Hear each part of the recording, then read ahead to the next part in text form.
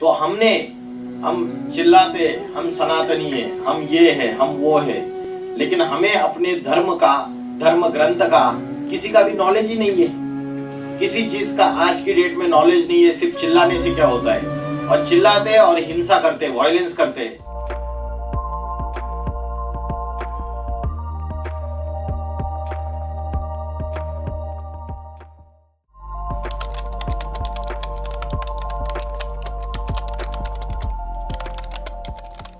Your presence. Before we proceed, let me take a moment to introduce our esteemed speaker, PBK sir. He is a mechanical engineer graduate from Mumbai University. He also holds a Bachelor of Law degree from Delhi University and has been practicing as an advocate in the Delhi High Court and Supreme Court of India. He has also completed his post-graduation in taxation from the Indian Law Institute, New Delhi, and interest in inner growth and spirituality from an early age inspired him to actively follow Adhyatmik Vishwavidyalaya, and he has been associated with this spiritual family for the last 20 years. He has also been serving as a legal advisor for Adhyatmik Vidyalaya, and he has represented various cases in more than 12 high courts across the country. He has relentlessly striving for the spiritual empowerment of nature and providing his spiritual service pro bono to the society. So it is truly an honor to have such an inspiring speaker with us today. Now I request sir to deliver her speech. Good morning, everybody. Before starting the today's seminar, we'll do the meditation for 2 minutes. हम ध्यान करेंगे। आपको सभी को भगवत गीता का chapter number 6, श्लोक number 12 और 13, इसमें मेडिटेशन का यूनिक मेथड बताया गया है। पीठ सीधी, सर सीधा। आपको सभी को यहाँ पे अपना ध्यान केंद्रित करना है भ्रुकुटी के बीच में, centre point of the forehead. ये पॉइंट जहाँ पे कन्याएं, माताएं बिंदी लगाती है, भारत की कन्या माता, और पुरुष लोग यहाँ पे टीका लगाते हैं। ये पॉइंट, इस पॉइंट पे आपको सभी को ध्यान लगाना है। माइंड में अनेक विचार आएंगे, उन विचारों के पीछे भागना नहीं है। मल्टीपल थॉट्स को कंट्रोल करना है। एक ही थॉट होना चाहिए, आई am a point of light, मैं ज्योति बिंदु स्वरूप आत्मा हूँ। एक पॉइंट ऑफ लाइट यहाँ चमक रहा है, जैसे आकाश में स्टार चमकता है, वैसा स्टार आपको इमेजिन करना है भ्रुकुटी के बीच में। कोई भी व्यक्ति याद नहीं आना चाहिए, कोई वस्तु याद नहीं आना चाहिए। कंप्लीट डिटैच हो जाओ वर्ल्ड से, डिस्कनेक्ट कर लो अपने आप को। किसी से झगड़ा हो गया, किसी ने इंसल्ट किया, किसी ने गाली दिया, कुछ भी याद नहीं आना चाहिए। सिर्फ I am a point of light, भ्रुकुटी के बीच में। यहाँ पे आंखें पूरी बंद नहीं करनी है आपको। शिव शंकर भोलेनाथ के जितने चित्र और जितनी मूर्तियाँ हैं, वो डीप मेडिटेशन स्टेज में बैठे हुए हैं, उनकी आंखें पूरी बंद नहीं है, आधी खुली आधी बंद है। अर्धोन्मिलित नेत्र बोलते हैं उसको। आपको भी उसी अवस्था में बैठना है।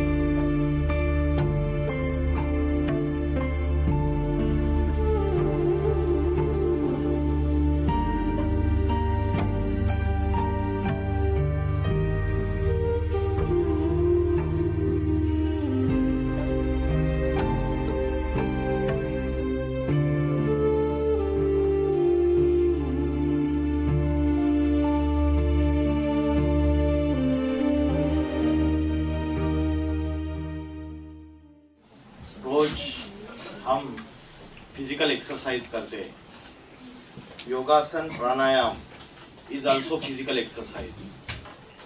योगासन और प्राणायाम से शरीर आपका स्वस्थ बन सकता है, लेकिन आप योगासन और प्राणायाम आत्मा को पावरफुल बनाने के लिए, आपके मन की शक्ति बढ़ाने के लिए और विल पावर बढ़ाने के लिए जो योग है वो भगवान ने अर्जुन को भगवत गीता में बताया। भगवत गीता कोई धर्म की किताब नहीं है, this is a spiritual book. ये साबित हो चुका है, चाहे क्रिश्चियन स्कॉलर्स हो चाहे मुस्लिम स्कॉलर्स हो, उन्होंने इस बात को एक्सेप्ट किया है। It is a spiritual book, it is not a religious book. जैसे आज साइंस में हम अलग अलग एक्सपेरिमेंट्स करते हैं और एक्सपेरिमेंट करने के बाद हम क्या करते हैं, साइंस में एक्सपेरिमेंट करके एनालिसिस करके उसके बाद कंक्लूजन पे आते हैं। वैसे भगवत गीता भी एक साइंटिफिक प्रोग्राम है जिसमें अलग अलग प्रिंसिपल्स है। उन प्रिंसिपल्स को अगर हम स्टडी करते हैं, चैप्टर नंबर 1 से लेके चैप्टर नंबर 18 तक, अध्याय 1 से लेके 18 तक, तो आपको पता चलेगा कि जीवन जीने की जो कला है, how to live the life, उसका मैन्युअल है, उसका हैंडबुक है Bhagavad Gita. But now India की प्रेजेंट सिचुएशन अगर देखेंगे हम, तो किसी भी स्कूल कॉलेज यूनिवर्सिटी में स्पिरिचुअलिटी सिखाई नहीं जाती है। अध्यात्म मतलब लोग दूर से भागते हैं, दूर भागते हैं उससे। जर्मनी, बेल्जियम, यूरोप, अमेरिका में कई जगह पे भगवत गीता कॉलेजेस में, स्कूल्स में पढ़ाई जाती है, क्योंकि उन लोगों को पता है कि ये आज बहुत ज़्यादा जरूरी है। And there is a treasure of spirituality in India. उसकी वजह से भारत में आज भगवत गीता से रिलेटेड या कोई भी स्पिरिचुअलिटी से रिलेटेड जब बात उठती है तो अनेक मत आते हैं, अनेक ओपिनियंस आते हैं, अपोजिट ओपिनियंस भी आते हैं। तो भगवत गीता का अगर आपने अभ्यास किया तो भगवत गीता का जो फर्स्ट चैप्टर का फर्स्ट श्लोक है उसमें बात बोली है। किसी ने भगवत गीता पढ़ी है कभी यहाँ पे? सुना है? भगवत गीता का फर्स्ट श्लोक है, धर्म क्षेत्रे कुरुक्षेत्रे समवेता युवस्वा मामका पांडवाश्चैव किम करुवत संजया। धर्म क्षेत्रे कुरुक्षेत्रे, कुरुक्षेत्र हम समझते हैं कोई हरियाणा में जगह है, वहां महाभारत युद्ध हुई थी, कौरव और पांडवों के बीच में। यादव भी थे, यादवों के कुलों का नाश हो गया, कौरवों के कुल का नाश हो गया और 5 पांडव रह गए, ऐसा हमने सुना है। वास्तविकता ऐसी कोई कुरुक्षेत्र की भूमि नहीं है हरियाणा में जहां ये युद्ध लड़ी गई थी। कुरुक्षेत्र, धर्म क्षेत्रे कुरुक्षेत्रे, कुरु माना कर्म, कुरु का मीनिंग है कर्म। ये कर्म युद्ध की भूमि है।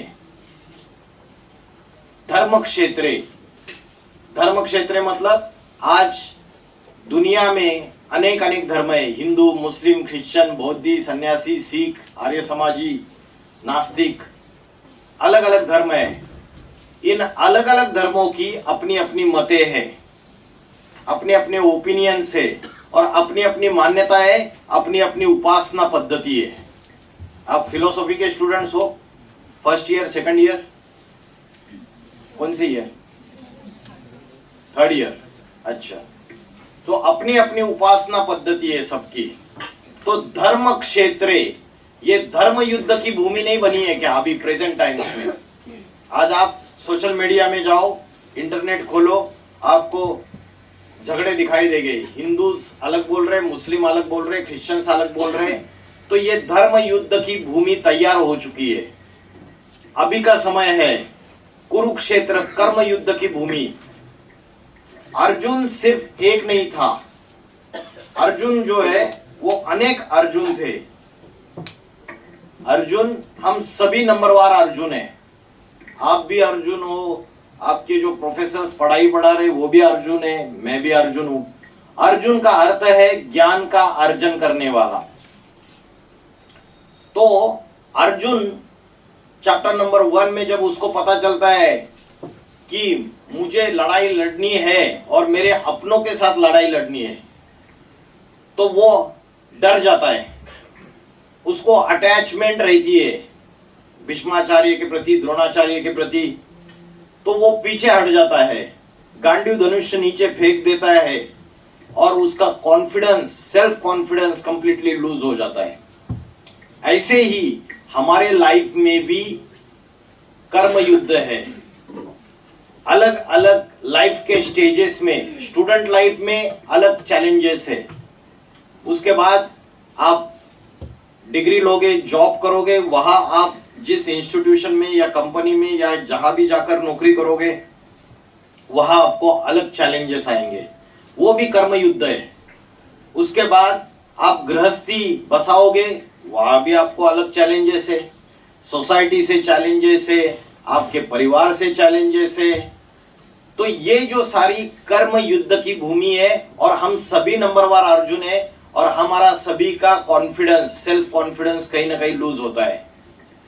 आज की युवा पीढ़ी डिप्रेशन, टेंशन, स्ट्रेस, चिंता, उसके बाद ओवर थिंकिंग, रात को नींद नहीं आना, 2-2 बजे तक जगना, गंदी गंदी फिल्में देखना, इन सारे के शिकार हो रहे हैं।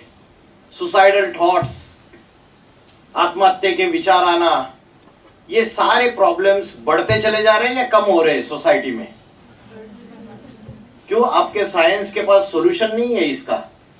आपका मॉडर्न साइंस ने इंटरनेट टेक्नोलॉजी लाई, रोबोटिक्स टेक्नोलॉजी लाई, इतनी इन्वेंशंस की, आर्टिफिशियल इंटेलिजेंस आया, बड़े बड़े एक्सप्रेस हाईवेज बन रहे, स्मार्ट सिटीज बन रहे, उनके पास इस मन का सॉल्यूशन नहीं है क्या? ये मन जो हमारा है, जो हमारे कंट्रोल में नहीं है, आज हमारी इंद्रियां हमारे कंट्रोल में नहीं है और 90% युवा ही नहीं, बड़े लोग भी ये मोबाइल, लैपटॉप, इन सब से हैबिचुएटेड और एडिक्टेड हो चुके हैं, एडिक्शन हुआ है। और आज ये साधन हम नहीं चला रहे, साधन हमें चला रहे, हमको ये साधन चलाते हैं, हम उससे इतना एडिक्टेड हो चुके हैं पूरी तरीके से। China is the first country who declared internet as a disease. Internet एक रोग है, addiction of the internet is a disease. और आज सवेरे से लेकर रात तक हम अपने आप को चेक करें तो social media, WhatsApp, Instagram, Snapchat, Facebook, ये यूट्यूब, इन सभी से हमारे अंदर निगेटिविटी ज्यादा प्रवेश कर रही है या पॉजिटिव चीजें ज्यादा प्रवेश कर रही है? हमारे मन और बुद्धि में क्या हो रहा है? निगेटिव। तो बुद्धि हमारी श्रेष्ठ बनने की जगह भ्रष्ट बनती जा रही है। छोटे छोटे बच्चों की बुद्धि भ्रष्ट बन रही है, 5th क्लास, 6th क्लास। तो सोसाइटी की ये हालत हो गई। अभी कर्म युद्ध की भूमि में हम सभी नंबरवार अर्जुन है। हम सभी अपना सेल्फ कॉन्फिडेंस खो बैठे। महाभारत की लड़ाई कोई हिंसक लड़ाई नहीं है, it is not a violent war. अगर हिंसक लड़ाई भगवान ही आके हिंसा करना सिखाता है तो फिर हिंसा ही करो ना। महात्मा बुद्ध आए, उन्होंने हिंसा सिखाई क्या? गुरु नानक जी आए, आदि शंकराचार्य आए, प्रॉफेट मोहम्मद पैगंबर आए, जीसस क्राइस्ट आए, तुलसीदास, कबीरदास, सूरदास, संत ज्ञानेश्वर, तुकाराम, अनेक अनेक संत महात्मा आए, संत मीराबाई, कबीरदास। किसी ने हिंसा सिखाई आज तक? अध्यात्म में कहीं भी हिंसा नहीं सिखाई जाती। लेकिन महाभारत की जो दंत कथा है, जो मनुष्य ने लिखी है, उससे कोई मैसेज देना है, उसके पीछे की फिलॉसफी समझिए आप, कुछ मैसेज देना था उससे कुछ। ये एक्सटर्नल वॉर नहीं है महाभारत की, ये इंटरनल वॉर है। दिस इंटरनल वॉर, ये अंदर की युद्ध है। आपके अंदर भी चल रही है, इनके अंदर भी चल रही है, मेरे अंदर भी चल रही है। ये माया से युद्ध है। माया क्या है पता है आपको? ये माया से युद्ध है। बोलते झूठी माया, झूठी काया, झूठा सब संसार। ये माया क्या है? ये माया हमारे अंदर के 5 विकार ही माया है। जैसे कंप्यूटर में सॉफ्टवेयर में वायरस घुस जाता है ना, सॉफ्टवेयर में वायरस घुस जाता है तो आप एंटीवायरस डाउनलोड करते हो, वैसे कलयुग में कली राक्षस सबके अंदर प्रवेश कर चुका है। और ये कली राक्षस मतलब ही 5 विकार है, यही माया का रूप है। उस माया के साथ हमारी युद्ध है आज की तारीख में। कौन है वो 5 राक्षस, 5 विकार? ये माया कौन है? ये वायरस कौन सा है पता है? काम, क्रोध, लोभ, मोह, अहंकार। काम मतलब क्या? काम का अर्थ क्या है?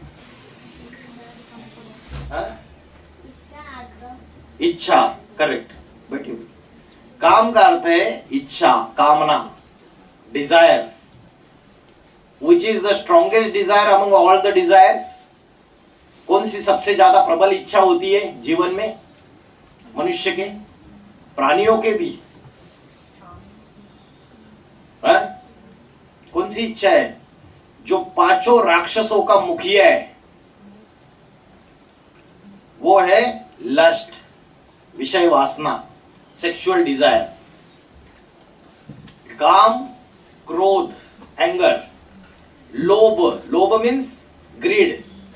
मेरी थाली में जो परोसा हुआ है वो खाऊंगा ही, लेकिन दूसरे की थाली के अंदर जो परोसा है वो भी छीन के खाऊंगा, इसको बोलते हैं लोभ। सहज मिले सो दूध बराबर, मांग लिया सो पानी, और छीन लिया सो खून बराबर। लेकिन हमें छीनने की आदत लगी हुई है। भारत सोने की चिड़िया था, फिर दूसरे आक्रांता आए और भारत की धन संपत्ति, सोना, भारत के स्त्रियों की आबरू सब कुछ लूट के लेके गए। तो ये छीनने की वृत्ति कहां से आई? हिस्ट्री में चेक कीजिए। भारत के राजाए अपने आप में संपन्न थे, कोई प्रॉब्लम नहीं था। तो Mahabharata is a internal war, it is not external war. ये हमारे अंदर भी चल रही है। और महाभारत में जो वॉर है वो सत्य और असत्य, सच और झूठ, धर्म और अधर्म, और धर्म अधर्म, सत्य असत्य, dark and light, darkness and light, अंधकार और प्रकाश की लड़ाई है ये। हमारे जीवन भी कभी हम निगेटिव चीजों में लिप्त हो जाते हैं, गलत कर्म करना चालू कर देते हैं, गलत लोगों के संगत में आते हैं, और हमारी बुद्धि हमको अलर्ट करती है कि तू गलत कर रही है या तू गलत कर रहा है, लेकिन एंजॉयमेंट मिल रहा है तो हम उस बुद्धि की जो बात है वो मानते नहीं है। तो हमारे अंदर ही अंदर वॉर चलती रहती है, राम और रावण की युद्ध हमारे अंदर चलती रहती है। और आज कलयुग में राम विजयी होता है या रावण विजयी होता है? हमारे अंदर का रावण विजयी होता है। गुड एंड बैड की चॉइस में हम बैड चॉइस करते हैं, पॉजिटिव और निगेटिव के चॉइस में हम निगेटिव चॉइस करते हैं, और राइट और रॉन्ग की चॉइस जब हमें करनी होती है हम रॉन्ग को चॉइस करते हैं। आपके अंदर का रावण जीत जाता है। रावण आपके अंदर की राक्षसी प्रवृत्ति है और राम आपके अंदर की डिवाइन क्वालिटीज है, सत्य, अहिंसा, दया, कंपैशन, करुणा, ये सारी अच्छी धैर्य जिसको पेशेंस बोलते हैं, फॉरगिवनेस, क्षमा, ये सारी आपकी डिवाइन क्वालिटीज है। प्रेम, सेल्फलेस प्रेम, एक होता है सेल्फिश लव, स्वार्थ युक्त प्रेम। आज माँ बच्ची के ऊपर प्यार करती है, पिता अपने बच्चों के ऊपर प्यार करते हैं, या बच्चे पापा के ऊपर प्यार करते हैं, ये या भाई बहन के ऊपर प्यार करते हैं। ये सेल्फिश लव है या सेल्फलेस लव है? सेल्फिश है। अरे जब रक्षाबंधन में जब बहन राखी बांधती है तो उसका स्वार्थ रहता है कि ये मेरे को पैसे देगा या कोई वस्तु अच्छी देगा, नहीं दिया तो उसको अंदर से दिखाएगी नहीं अंदर से थॉट्स तो चलेंगे ही ना, तो सेल्फिश है।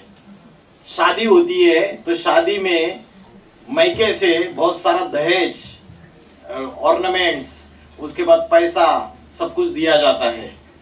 और जब ससुराल आती है तो ससुराल वाले बोलते हैं, वो जो लड़का होता है वो उसके घर वाले बोलते हैं अरे इन्होंने इतना सा दिया, इन्होंने ये भी देना चाहिए था, वो भी देना चाहिए था।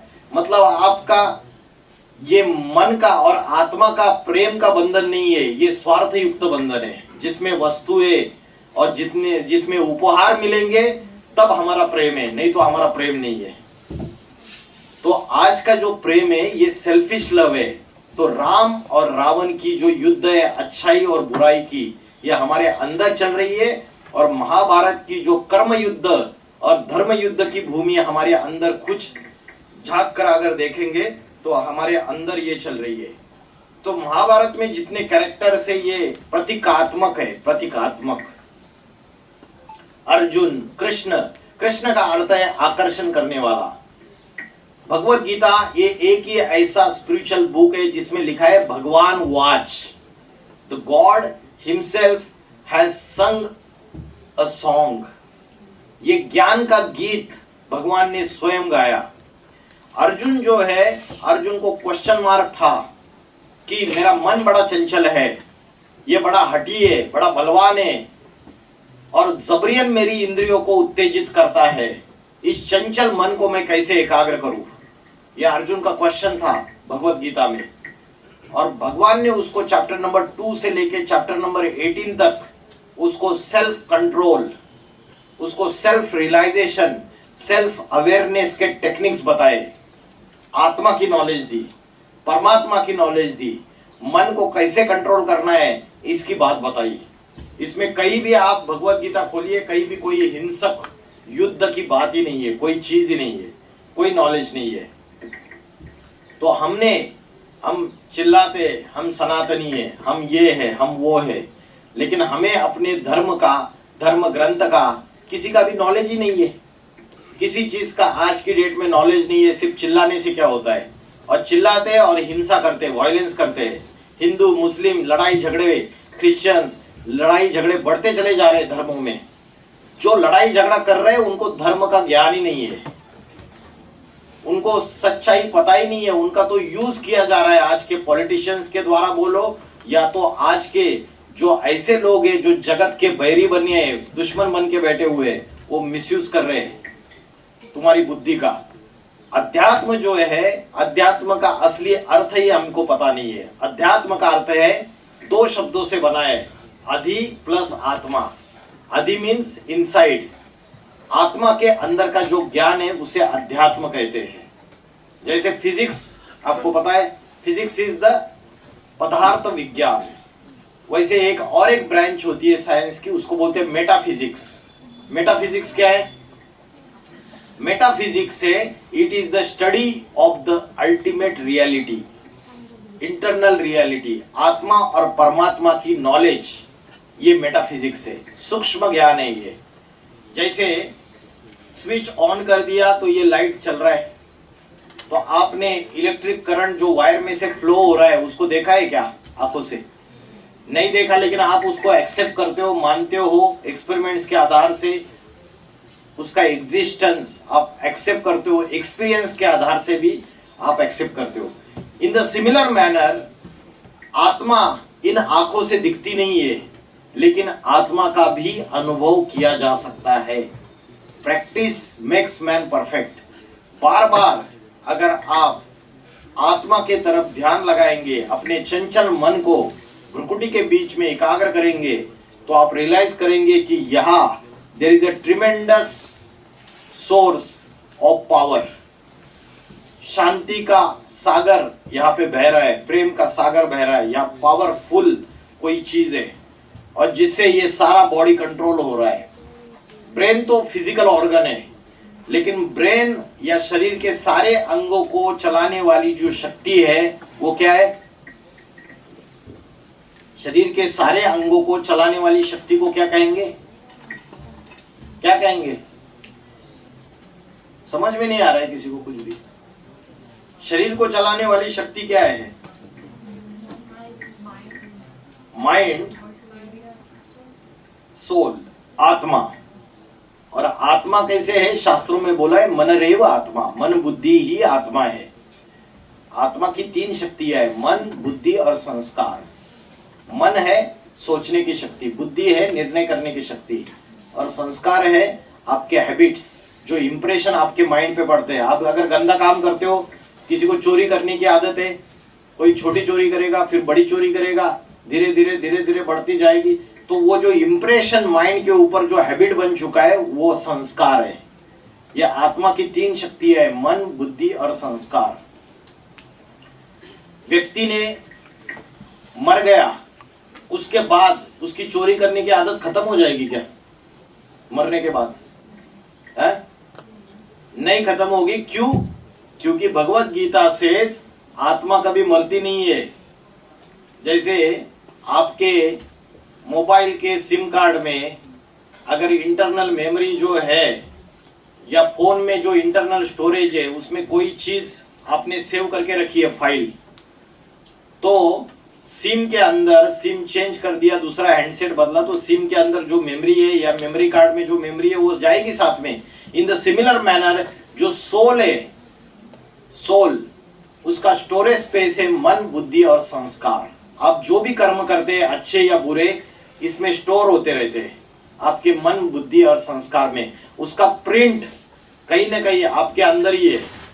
जब आत्मा शरीर छोड़ती है तो आत्मा के साथ साथ आत्मा शरीर छोड़ने के बाद तुरंत दूसरा शरीर ले लेती है, मां के गर्भ में प्रवेश करती है और गर्भपिंड तैयार रहता है, फिर बच्चे के रूप में जन्म ले लेगी। तो आत्मा के साथ क्या ट्रैवल करता है? जब एक बॉडी से दूसरे बॉडी में जाएगी तो आत्मा के साथ क्या ट्रैवल करता है? कर्म। कर्म कर्म मतलब जो कर्म जो हमारे स्टोर हुए अच्छे और बुरे, मन, बुद्धि और संस्कार में जो भी प्रिंट हुआ है वो सारा साथ में जाता है। इसलिए नया जन्म लेके छोटे बच्चे के रूप में वो चोरी करना फिर से चालू कर देगा। तो सॉल्यूशन ये नहीं है कि भाई आप मर जाओगे तो आपके पाप खत्म हो जाएंगे। मरने से पाप खत्म नहीं होते, जाएंगे, आगे चलते रहेंगे, बर्थ एंड डेथ के साइकिल में आएंगे तो वो जाएंगे। तो उसका सॉल्यूशन जो है वो अध्यात्म में, स्पिरिचुअलिटी में है। आत्मा की नॉलेज और उसकी जो प्रैक्टिस है उसमें है। श्रीमद् भगवत गीता में भगवान ने बोला है अध्यात्म विद्या विद्या नाम। ये अध्यात्म विद्या सर्व विद्याओं में सर्वश्रेष्ठ विद्या है। डॉक्टर बनने की विद्या, इंजीनियर बनने की विद्या, वकील बनने की विद्या या आर्किटेक्चर बनने की विद्या या टीचर बनने की विद्या, ये सर्वश्रेष्ठ विद्या नहीं है। सर्वश्रेष्ठ विद्या है अध्यात्म विद्या। और आज किसी भी स्कूल, कॉलेज, यूनिवर्सिटी में ये विद्या सिखाई नहीं जाती है।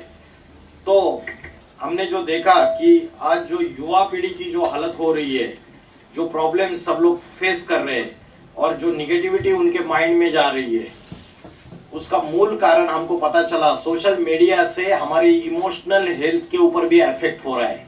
अगर आप कोई वायलेंट वेब सीरीज देखेंगे, सीरियल देखेंगे या कोई सेक्सुअलिटी वाली कोई सीरियल देखेंगे तो वो सारे बुद्धि में वो निगेटिविटी आएगी और आपके एटीट्यूड, आपकी वृत्ति, आपकी दृष्टि और आपका अंदर जो मूड्स है वो वैसे ही बन जाएंगे निगेटिव। तो इसका असर हमारे ऊपर हो रहा है। एक सुधीर चौधरी, ये फेमस जर्नलिस्ट है आज तक न्यूज चैनल के, इन्होंने एक बीच में एपिसोड चलाया था, आप सुनिए क्या बोल रहे हैं। लाखों युवा सरकारी नौकरी के लिए इतनी भीड़ में संघर्ष कर रहे हैं, तब इसी देश में इंटरनेट पर नौकरी से ज्यादा पॉर्न वीडियोस को सर्च किया जा रहा है। और हमारा अगला विश्लेषण इसी के बारे में है। ये एक चिंताजनक विश्लेषण है। जिस समय हमारे देश में चारों तरफ महिलाओं की सुरक्षा की बात हो रही है, लोग कह रहे हैं कि महिलाओं को अपराधों और अपराधियों से आजादी कब मिलेगी, ऐसे में उसी समय हमारे देश में इंटरनेट पर लोग महिला सुरक्षा से ज्यादा पॉर्न वीडियोस को सर्च कर रहे हैं। 10 अगस्त से 20 अगस्त के बीच, मैं यही 10 अगस्त से 20 अगस्त के बीच की बात कर रहा हूं, अभी की पिछले हफ्ते की, भारत में गूगल पर पॉर्न वीडियोस को सर्च करने का एवरेज इंटरेस्ट 90.8% रहा है, जबकि जॉब्स यानी नौकरियों को सर्च करने का एवरेज इंटरेस्ट हमारे देश में सिर्फ 4% रहा है और कोलकाता की इस रेप और मर्डर की घटना को सर्च करने का एवरेज इंटरेस्ट 30% रहा है। यानी इंटरनेट की सर्च हिस्ट्री में पॉर्न वीडियोस के मुकाबले नौकरी और महिला सुरक्षा का मुद्दा दूर दूर तक नहीं है। तो इससे मानसिकता जो है, मेंटालिटी जो है, वो और नीचे गिरती जा रही है। अभी रिसेंटली ये आपने नाम सुना रहेगा, रणबीर अलाहाबादिया। इन्होंने सोशल मीडिया, सोशल प्लेटफॉर्म्स पे ऊपर कुछ वल्गर और गंदी बातें बोली बहुत, उनके ऊपर केसेस भी रजिस्टर्ड हो गए। तो आज ये जो सोशल प्लेटफॉर्म्स है, OTT वगैरह, इसमें ऐसा गंदा गंदा कंटेंट परोसा जा रहा है। आज की यंगस्टर्स, जो युवा पीढ़ी है, उनकी बुद्धि नष्ट होती जा रही है, बुद्धि भ्रष्ट होती जा रही है पूरी तरीके से।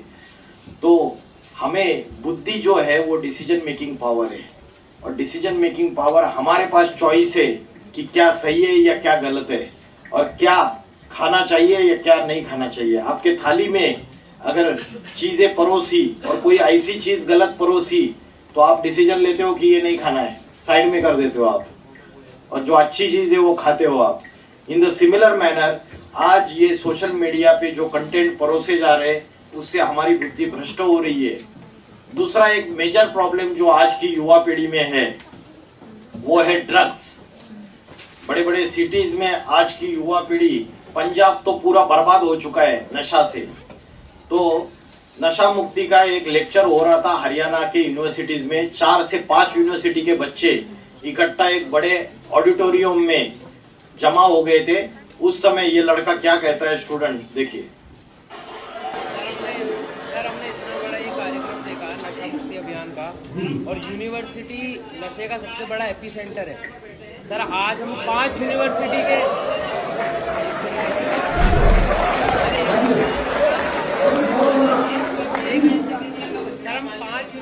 बच्चे यहाँ पर, 4 यूनिवर्सिटी के बच्चे यहाँ पर बैठे हैं। आज गांजा मिलना या फिर कोई नशे की सामग्री मिलना, टॉफी, लॉलीपॉप जितना आसान है मिलना, तो एक फर्स्ट ईयर का या सेकंड ईयर का बच्चा गांजे के डीलर को ट्रेस कर सकता है या ट्रैक कर सकता है, तो पुलिस क्यों नहीं कर पाती? क्या पुलिस ही पीछे छूट रही है?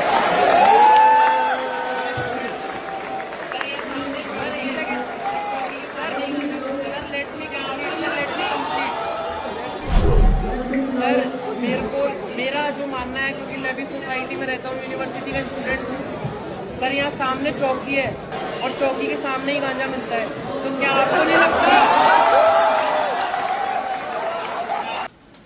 तो ये जो सोसाइटी में आज की डेट में एडिक्टेड आज की युवा पीढ़ी हो रही है, तो भगवत गीता हमें सिखाती है सेल्फ रियलाइजेशन। सॉल्यूशंस पे आते हैं। अभी सॉल्यूशंस पे आने के लिए हमें सबसे पहले, हम जो भटक रहे हैं आज दुनिया में, हमें सबसे पहले अपनी असली आइडेंटिटी क्या है ये पता होना चाहिए। मैं कौन हूँ, who am I. Google search engine पे आप सारी दुनिया को ढूंढ सकते हैं, सारी दुनिया सर्च कर सकते हो, लेकिन अपने आप को सर्च नहीं कर सकते। जो अपने को सर्च करना है वो नॉलेज अध्यात्म में मिलती है कि मैं कौन हूँ। साइंस के पास आज इसका कोई भी जवाब नहीं है, इस पहेली का। तो मेरी असली आइडेंटिटी मैं भूल चुका हूँ। आज मैं क्या समझता हूँ, मैं हिंदू हूँ, मैं मुस्लिम हूँ, या तो मैं डॉक्टर हूँ, मैं इंजीनियर हूँ, मैं टीचर हूँ, मैं फिलोसोफर हूँ।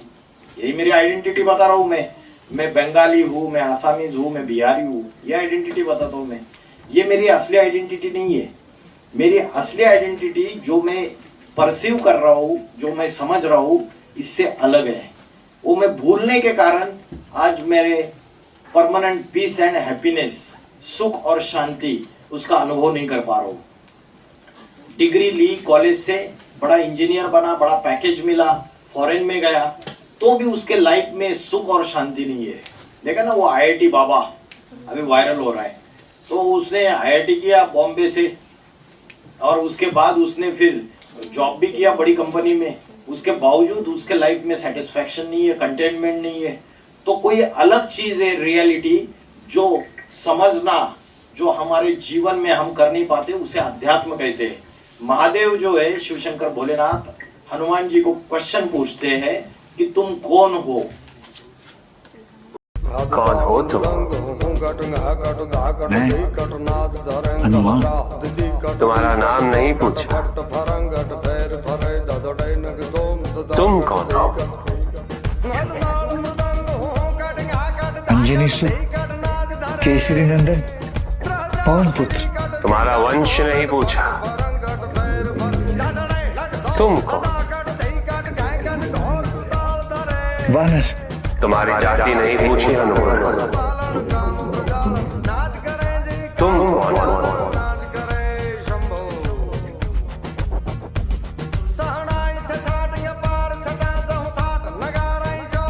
मुझे ज्ञात नहीं, मुझे केवल ये ज्ञात है कि मुझे कुछ ज्ञात नहीं। मुझे अभी यही ज्ञात है कि मैं स्वयं अज्ञ। और ये सिर्फ हनुमान की स्थिति नहीं है, हम सब की स्थिति है। आज हमें अपनी आइडेंटिटी का ही पता नहीं है कि मैं कौन हूँ। हम अज्ञात है, कंप्लीटली इग्नोरेंट है। और कलयुग जो होता है, कलयुग में आत्मा जो है कंप्लीटली अज्ञानी बन जाती है। आज जो ज्ञान आप ले रहे हो यही सब कुछ नहीं है। जो अध्यात्म ज्ञान है ये सब कुछ है, और आत्मा की जो असली आइडेंटिटी है वो हम भूल चुके हैं। आज हम क्वालिफिकेशन, नेम, पोजीशन, जेंडर, इसके आधार से अपनी आइडेंटिटी बताते हैं। तो मेरी असली आइडेंटिटी क्या है? Who am I? I am not a physical body. ये फिजिकल बॉडी है, हड्डी मांस का पुतला। जब इसमें आत्मा प्रवेश करती है, जिसको प्राण शक्ति बोलते हैं, चेतना बोलते हैं, कॉन्शियसनेस बोलते हैं, जिसको ऊर्जा बोलते हैं, तब इसे कहलाते हैं ह्यूमन बीइंग। ये ह्यूमन बीइंग है, this is human skeleton. Human skeleton और उसमें एनर्जी, आत्मा जब प्रवेश करती है तो उसको बोला जाता है बीइंग, ह्यूमन बीइंग। ये कॉम्बिनेशन है। लेकिन आज हमको शरीर का नॉलेज है, फिजिकल ग्रोथ के ऊपर हम फोकस है, कॉन्सेंट्रेट करते हैं, और फिजिकल बॉडी के ऊपर भी कॉन्सेंट्रेट करते हैं कि भूख लगी तो बुद्धि कहाँ चली जाती है? पेट की तरफ चली जाती है ना। गंदी स्मेल आ रही है तो नाक की तरफ बुद्धि चली जाती है। शरीर की जितनी भी इंद्रियां है, उन इंद्रियों का जो ग्रेटिफिकेशन है, उसको तृप्त करना, उसको संतुष्ट करना, उसमें हमारी बुद्धि लगी हुई है। लेकिन इस शरीर को चलाने वाली जो शक्ति है आत्मा, उसका ध्यान हम नहीं करते हैं। तो आत्मा इस शरीर में कहाँ रहती है? किसी को पता है आत्मा कहाँ रहती है? नाक पे रहती है, हृदय में रहती है, होठों पे रहती है, कान में रहती है। कहाँ रहती है आत्मा? हृदय में रहती है। अच्छा, आजकल तो हार्ट ट्रांसप्लांटेशन भी होता है, तो आत्मा चली जाती है, क्योंकि आत्मा चली जाएगी तो डेड बॉडी। बाकी ब्रेन काम नहीं कर रहा है तो भी जीवित रह सकता है मनुष्य। एक साइंटिस्ट है ना, उसका ब्रेन काम नहीं करता था, वो सालों साल जिंदा था। तो आत्मा रहती है भ्रुकुटी के बीच में, यहाँ पे। और इसका प्रूफ है, भगवत गीता में बोला है, भ्रूर मध्य प्राणम आवेश सम्यका। भ्रुकुटी के मध्य में प्राण शक्ति स्थित है। इसका और एक प्रूफ है जो मैंने स्टार्टिंग में बताया था लेक्चर में, कि भारत की जो कन्या माता है वो क्या लगाती है? यहाँ पे बिंदी लगाती है, और पुरुष लोग यहाँ पे टीका या तिलक लगाते हैं। तो ये आत्मा टिकने की निशानी है। द्वापर युग से ऋषि मुनियों को जब ये पता चला कि मनुष्य बॉडी कॉन्शियसनेस में आ रहा है, देहाभिमान में आ रहा है, अपनी फिजिकल बॉडी को ही सब कुछ समझ बैठा है और आत्मा को भूलता जा रहा है, जो उसकी ओरिजिनल आइडेंटिटी है, तब ऋषि मुनियों ने ये परंपरा, ये ट्रेडिशन शुरुआत की बिंदी लगाने की और टीका लगाने की। आज हम उसका स्पिरिचुअल सीक्रेट, आध्यात्मिक रहस्य भूल चुके हैं, और उसकी वजह से हम क्या करते हैं? मार्केट में जाके फैशन में चमकीली सुंदर डिजाइन वाली बिंदी खरीदते हैं। हमें पता नहीं कि आत्मा यहाँ रहती है। तो आत्मा भ्रुकुटी के बीच में रहती है। तो मेडिटेशन जो है वो आप कहाँ करोगे? कहाँ अपनी बुद्धि को कॉन्सेंट्रेट करोगे?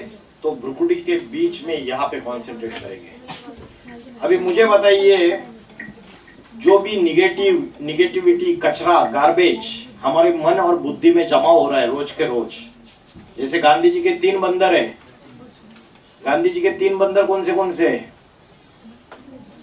हाँ, गांधी जी के 3 बंदर कौन से है? अरे पता नहीं है क्या? कौन से है? बताओ, बोलो बोलो। बुरा ना देखो, बुरा ना सुनो। हाँ, बुरा मत बोलो, hear no evil, see no evil, talk no evil. और चौथा बंदर है बुरा मत सोचो।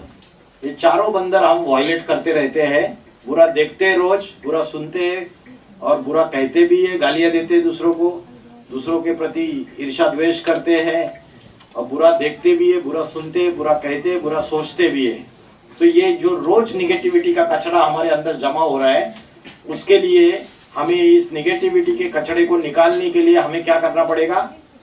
आत्मा का भोजन लेना पड़ेगा। क्योंकि मैं शरीर नहीं हूं, मैं आत्मा हूं। आत्मा का भोजन क्या है? शरीर का भोजन तो आपको पता है, आत्मा का भोजन क्या है बताओ? What is the food of the soul? कौन बताएगा? What is the food of the soul? आत्मा के अंदर जो डिवाइन क्वालिटीज है, आत्मा के अंदर पावर भरने के लिए what is the food of the soul?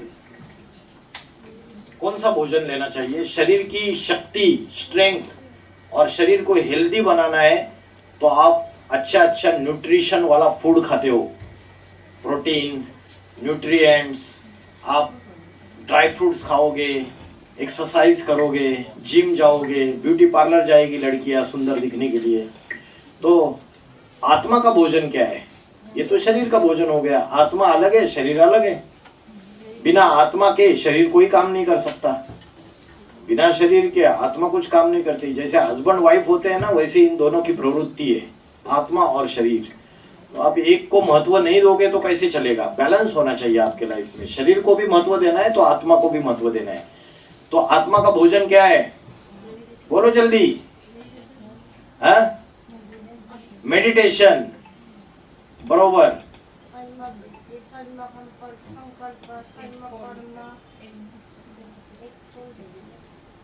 एक तो मेडिटेशन और दूसरा है स्पिरिचुअल नॉलेज, आध्यात्मिक ज्ञान। अगर आप आध्यात्मिक ज्ञान सुनेंगे रोज तो अच्छे थॉट्स एंटर करेंगे आपके माइंड में और निगेटिव थॉट्स भाग जाएंगे। तो ये भोजन है। निगेटिविटी को भगाने के लिए पॉजिटिव लेना पड़ेगा, रोज इनटेक लेना पड़ेगा, है ना। जैसे शरीर में कोई वायरस घुस गया तो आपको दवाई देते हैं, वो दवाई क्या करती है? उस वायरस को निकालने का काम करती है। तो वैसे ही रोज 1 घंटा स्पिरिचुअल नॉलेज, 1 आवर डेली। सवेरे सवेरे का समय सबसे अच्छा समय होता है। 1 घंटा आप भगवत गीता, आसामीज में भी पढ़ सकते हैं आप, गूगल में मिलेगा, यूट्यूब में मिलेगा, या तो आप हमारे यूट्यूब चैनल है, आप लिख सकते हैं बाद में, उसमें आपको डेली स्पिरिचुअल क्लास मिलेगी। और उस स्पिरिचुअल क्लास को आप सुनेंगे तो गुड थॉट्स अंदर आ जाएंगे, निगेटिव थॉट्स भाग जाएंगे, वेस्ट थॉट्स भाग जाएंगे। और दूसरा है योग। योग मीन्स मेडिटेशन। योग का असली अर्थ क्या है? किसी को पता है? क्या? मिलन। किसका किससे मिलन? आत्मा का परमात्मा से। बहुत होशियार हो आप, वेरी गुड। आत्मा का परमात्मा से जो मिलन है, आत्मा का परमात्मा से जो कनेक्शन है और आत्मा का परमात्मा से जो यूनियन है या संबंध है, उसे योग कहते हैं। ये लिटरल डेफिनेशन है और एकदम परफेक्ट आंसर दिया उन्होंने। आत्मा का परमात्मा से। परमात्मा क्या है? जनरेटर है। और आत्मा क्या है? छोटी सी बैटरी है, डिस्चार्ज हो रही है। डिस्चार्ज हो रही है ना। डिस्चार्ज होने का कारण बताया मैंने लेक्चर के शुरुआत में। क्या कारण बताया? बैटरी डिस्चार्ज क्यों हो रही है आत्मा की? माया। और माया क्या है? क्या है? नींद आ रही है? माया क्या है? बताया ना, 5 राक्षस, 5 वायरस। कौन से भूल गए? काम, क्रोध, लोभ, मोह, अहंकार। ये 5 राक्षस है, ये माया के 5 रूप है, ये आत्मा के 3 शत्रु है। इसकी वजह से आत्मा की बैटरी डिस्चार्ज हो रही है। और बैटरी डिस्चार्ज हो गई तो चार्जिंग करनी है। जैसे मोबाइल की बैटरी डिस्चार्ज होती है तो रोज चार्जिंग करते हो, तो वैसे ही आध्यात्मिक भोजन ये रोज लेना पड़ेगा आत्मा का। ऐसा नहीं कि एक दिन लिया दूसरे दिन नहीं लिया, चार्जिंग नहीं रहेगी फिर डिप्रेशन में जाते हैं, टेंशन स्ट्रेस ये वो प्रॉब्लम, छोटी छोटी बातों के ऊपर रोना चालू कर देते हैं, सहन शक्ति नहीं है, टॉलरेंस पावर ऑफ टॉलरेंस नहीं है, सामना करने की शक्ति नहीं है, हार जाते छोटी छोटी सिचुएशन में लाइफ में। शास्त्रों में बोला है मन के हारे हार है, मन के जीते जीत। तो मन को पावरफुल बनाओगे तो हारोगे नहीं। भगवत गीता कहती है मन जीते सो जगत जीत। जिसने मन को जीत लिया वो जगत जीत बन सकता है, जिसने अपनी इंद्रियों को जीत लिया वो जगत जीत बन सकता है। लेकिन आज हम इंद्रियों के गुलाम हैं। 15 अगस्त में स्वतंत्रता दिन तो हम मनाते, लेकिन हम इंद्रियों के गुलाम हैं, हम मन के गुलाम हैं अपने, है या नहीं है? तो इंद्रिया हमारे ऊपर राज कर रही है, हम इंद्रियों के ऊपर राज नहीं कर रहे, वो अपने को चलाते। डॉक्टर ने बोला रसगुल्ला नहीं खाना है, डायबिटीज हो गया है, और ये भाई साहब मैं अंदर आते ही रसगुल्ला लेकर आ गए, सर रसगुल्ला खाइए करके लाया नहीं। तो मेरी बुद्धि बोली रसगुल्ला नहीं खाना है, डायबिटीज हो गया है, लेकिन मेरे मुंह में पानी आ गया रसगुल्ला देखते ही, जिब्बिया ललचायमान हो गए। मैंने हाथ आगे बढ़ाया, रसगुल्ला उठाया, मुंह में डाल दिया। तो मेरी जो इंद्रिया है वो मेरे कंट्रोल में है क्या? वो इंद्रिया मुझे चलाती है। तो आज मेरे कोई भी सेंसेस इंद्रिया मेरे बॉडी के मेरे कंट्रोल में नहीं है। उन इंद्रियों को कंट्रोल करने का, मन को एकाग्र करने का अभ्यास है, वो योग है। Disciplining the mind is yoga. Yoga is connection of soul with supreme soul. युग का ट्रांसफॉर्मेशन है। ये जो 100 इयर्स का समय है इसे कहते हैं संगम युग। ये ट्रांसफॉर्मेशन का समय है जिसमें आत्मा जो सोल है इम्प्योर से प्योर बन सकती है। और इस 100 इयर्स के समय में भगवान इस धरती पे आते हैं और स्पिरिचुअल नॉलेज देते हैं और आत्मा को पावन बनाते हैं। पापी कलयुग का विनाश होके पावन सतयुग आता है। कौन से 3 देवता है जिनको बोलते हैं जिन्होंने यूनिवर्स क्रिएट किया और यूनिवर्स का डिस्ट्रक्शन किया? ब्रह्मा, विष्णु, महेश। ब्रह्मा द्वारा यूनिवर्स का क्रिएशन, स्थापना का कार्य, और शंकर द्वारा पुरानी जो दुनिया है उसका विनाश। और जो नई दुनिया आएगी, न्यू वर्ल्ड आएगा, नवयुग आएगा जिसको बोलते हैं सतयुग, उसकी जो पालना है वो विष्णु के द्वारा। तो जो सतयुग है, सतयुग को ही बोलते हैं राम राज्य। उसको हिंदू लोग बोलते हैं स्वर्ग या वैकुंठ, क्रिश्चियन लोग बोलते हैं पैराडाइज या हेवन, और मुस्लिम लोग बोलते हैं उसको जन्नत। सबने उसको नाम अलग अलग दे दिए, लेकिन सतयुग ये आइडल नेशन की कंसेप्ट है जहाँ परमानेंट पीस एंड हैप्पीनेस होगा, जहाँ कोई लड़ाई झगड़े नहीं होंगे, जहाँ अनेक धर्म नहीं होंगे, एक ही सत्य सनातन धर्म रहेगा, और जहाँ चोरी चकारी लूट पाट, कोई बीमारी, धोखाधड़ी, चीटिंग कुछ भी नहीं होगा। एक सत्य का राज्य होगा, उसको कहते हैं सत्य युग। तो अभी मॉडर्न साइंस की वजह से आज हम कहाँ पे खड़े हैं? आज शंकर के द्वारा विनाश बोला है, शंकर को संहार करता विनाश करता बोला है, लेकिन विनाश भगवान नहीं करता है, मनुष्य खुद करता है। मनुष्य ने खुद अपने विनाश के साधन तैयार कर दिए। आज आपने अगर देखा तो सारी दुनिया तीसरे विश्व युद्ध के कगार पे खड़ी है ना? प्रथम विश्व युद्ध हो चुका, दूसरा विश्व युद्ध हो चुका, अभी तीसरा विश्व युद्ध के कगार पे खड़ी है। रशिया और यूक्रेन के बीच में पिछले 2 साल से युद्ध चल रही है। इजराइल, पैलेस्टाइन, लेबनान, ईरान, इनके बीच में युद्ध चल रही थी। तो दुनिया में ये लड़ाई झगड़े बढ़ते चले जा रहे हैं। आने वाले समय में तीसरे विश्व युद्ध 3-4 साल में कभी भी तीसरा विश्व युद्ध स्टार्ट हो सकता है। अगर तीसरा विश्व युद्ध स्टार्ट होगा तो क्या होगा पता है आपको? न्यूक्लियर वॉर होगी। क्योंकि आज छोटे से छोटे कंट्री के पास एटम बॉम्ब और छोटे से छोटे कंट्री के पास ये न्यूक्लियर वेपन्स है, मिसाइल्स है, और ये हमारे घर के सजावट के लिए नहीं है, ये हमारी सृष्टि के विनाश के लिए मनुष्य ने खुद मॉडर्न साइंस का आधार लेकर बनाए हुए हैं। मेरे घर के नीचे अगर किसी ने बारूद बिछाई हुई है तो क्या मैं मेरे घर में सुरक्षित हूँ? नहीं। इसी तरीके से मनुष्य ने इस दुनिया में ये न्यूक्लियर मिसाइल्स, न्यूक्लियर बॉम्ब्स ये तैयार किए। रिमोट कंट्रोल का एक बटन दबाया तो 1 सेकंड में ये सारी दुनिया खलास हो सकती है। अमेरिका, रशिया के पास सबसे ज्यादा न्यूक्लियर वेपन्स है। नॉर्थ कोरिया जैसा छोटा सा देश, उसका प्रेसिडेंट का नाम क्या है? Kim Jong. वो सारी दुनिया को धमकी दे रहा है कि मैं न्यूक्लियर वेपन्स और एटम बॉम्ब उड़ा दूंगा, सबको उड़ा दूंगा। तो अभी राक्षसी प्रवृत्ति के जो ऐसे तानाशाह है उनके आधार पे ये दुनिया टिकी हुई है। अगर इनका सर घूम गया, सर फिरे ये सारे के सारे, व्लादिमीर पुतिन, रशिया का प्रेसिडेंट, अमेरिका का प्रेसिडेंट डोनाल्ड ट्रंप, इन सबके पास ये न्यूक्लियर वेपन्स है। पाकिस्तान के पास न्यूक्लियर वेपन्स है। पाकिस्तान के पास गेहूं नहीं है, खाने के लिए आटा नहीं है, चावल नहीं है, दाल नहीं है, लेकिन उनको बच्चे को पिलाने के लिए दूध नहीं है, लेकिन उनके पास एटम बम है और वो हमको धमकी देते रहते भारत को। तो सारी दुनिया तीसरे विश्व युद्ध के कगार पे खड़ी है। अगर न्यूक्लियर वॉर हो गई थर्ड वर्ल्ड वॉर में, तो न्यूक्लियर एक्सप्लोजन की वजह से अर्थ का टेम्परेचर इंक्रीज हो जाएगा। धरती का तापमान बढ़ने से क्या होगा? उत्तर ध्रुव और दक्षिण ध्रुव में जो बर्फ के पहाड़ है वो पिघल जाएंगे। बर्फ के पहाड़ पिघलने से क्या होगा? समुद्र का जो जलस्तर है वो बढ़ जाएगा, और समुद्र का जलस्तर बढ़ने से जो बड़े बड़े महाद्वीप है, आइलैंड से, Europe, America, Australia, New Zealand, China, Africa, Russia, ये सारे के सारे उत्तर भारत, नॉर्थ इंडिया छोड़ के बाकी सारे समुद्र के अंदर समा जाएंगे, जलमग्न हो जाएंगे।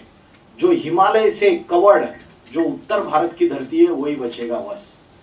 तो बोलते हैं शिव शंकर भोलेनाथ ने जब तीसरा नेत्र खोला तो महाप्रलय आ गया दुनिया में, ऐसा शास्त्रों में बोलते हैं। तो अभी ये समय, वर्तमान का समय जो है वो युग परिवर्तन का समय है, और पापी कलयुग का अंत होके पावन सतयुग आएगा। अभी एनवायरमेंटल डिग्रेडेशन भी हो रहा है, क्लाइमेटिक चेंजेस हो रहे हैं, ग्लोबल वार्मिंग का समय है, जिसकी वजह से नेचुरल कैलेमिटीज, भूकंप, ज्वालामुखी, सुनामी, इन सारी समस्याओं को दुनिया वालों को फेस करना पड़ेगा। और तीसरी चीज है हिंदू मुस्लिम सिविल वार्स, गृह युद्ध। हिंदू मुस्लिम दुश्मनी बढ़ती चली जा रही है धर्म के नाम पे, भारत में खासकर। तो आने वाला जो समय है वो बहुत क्रिटिकल समय है। ये क्लिप देखिए।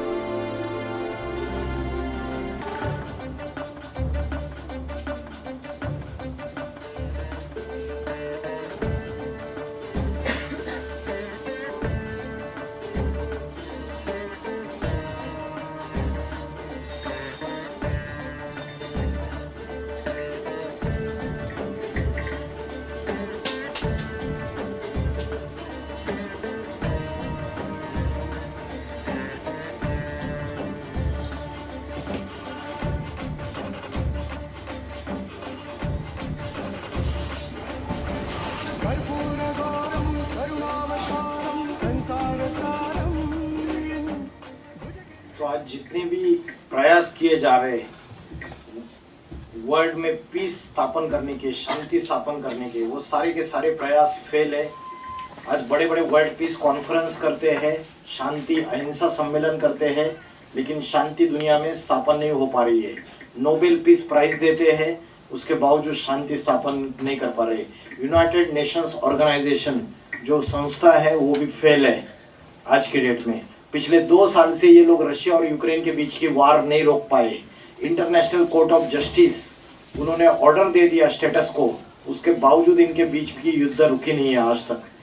तो ऐसा समय जो है, तो उस समय हम सारी दुनिया अभी वेंटिलेटर पे जब पेशेंट डेथ बेड पे होता है तो वेंटिलेटर पे रखते हैं, उसको ऑक्सीजन सप्लाई करते हैं। अभी सारा दुनिया अभी वेंटिलेटर पे अंतिम सांसें गिन रहा है, और ये युग परिवर्तन का समय है। हम सारे भारतवासी कुंभकर्ण की निद्रा में सो रहे, हमें पता नहीं है कि भगवान आए हुए और वो स्वयं आके आध्यात्मिक ज्ञान, स्पिरिचुअल नॉलेज दे रहे, जिससे हम अपनी आत्मा का सुधार कर सकते हैं, अपनी आत्मा को पवित्र बना सकते हैं। क्योंकि जो नवयुग है, सतयुग, उसमें जिन्होंने स्पिरिचुअलिटी अपने अंदर धारण की है, आत्मा को पवित्र बनाने का अभ्यास किया है, वो ही जाएंगे, बाकी सारी सृष्टि का विनाश हो जाएगा।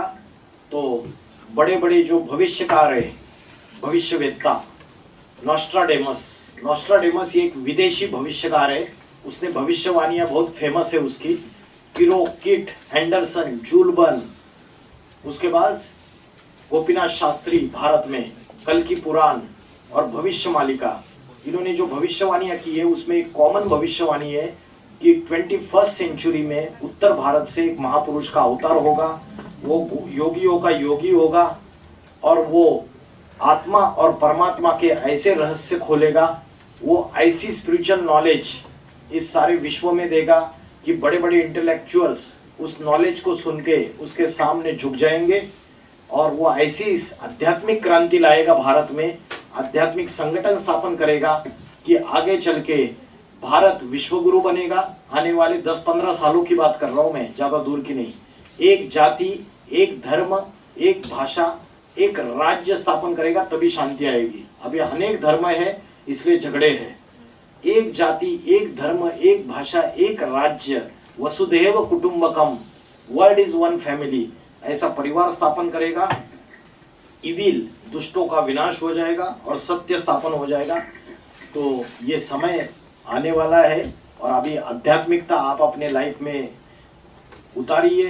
रोज आप मेडिटेशन आधा घंटा, रात को सोते समय 15 मिनट मोबाइल बाजू में रख दीजिए, जल्दी सोइए, प्रातः समय जल्दी उठिए, स्पिरिचुअल नॉलेज सुनिए, अच्छा कोई स्पिरिचुअल ऑर्गेनाइजेशन को ज्वाइन कीजिए जिससे आपको स्पिरिचुअली चीज़ें रोज मिलती रहे, यूट्यूब पे, व्हाट्सएप ग्रुप में, जिससे आपकी बुद्धि में पॉजिटिविटी जाए। इतना बोलकर मैं रुकता हूँ। ओम नमः शिवाय।